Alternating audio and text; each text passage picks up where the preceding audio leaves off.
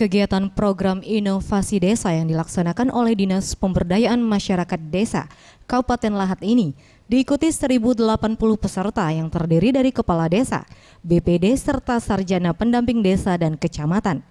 Kegiatan ini dibuka langsung oleh Wakil Bupati Lahat Marwan Mansur.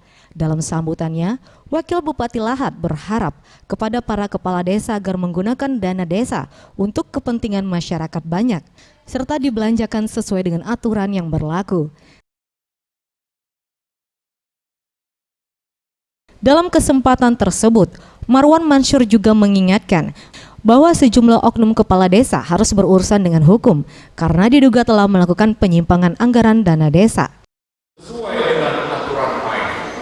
Gunakan dana desa itu memang benar-benar sesuai dengan prioritas yang ada di desa.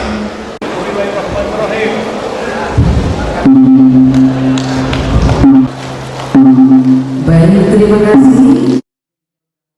Sementara itu, Kepala Dinas Pemberdayaan Masyarakat Desa Kabupaten Lahat Fauzan mengatakan, dalam kegiatan tersebut menampilkan sejumlah program terobosan desa kreatif yang ada di seluruh Indonesia. Melalui program tersebut, diharapkan kepala desa di wilayah Lahat mampu menciptakan program inovatif yang mempunyai nilai ekonomi kreatif bagi masyarakat. Acara kita hari ini menampilkan ide-ide kreatif dari desa se-Indonesia. Jadi ide-ide tersebut kita tampilkan di hadapan 360 kepala desa untuk diadopsi. Jadi diadopsi, diambil oleh mereka, kemudian dipelajari dan diterapkan di masing-masing desa sesuai dengan potensi dari masing-masing desa tersebut, sehingga mempunyai nilai ekonomi produktif. Itu yang kita harapkan. Inovasi dan kreasi.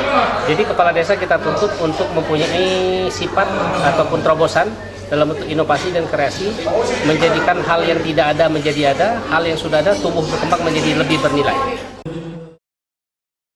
Zulfikri, Sriwijaya TV.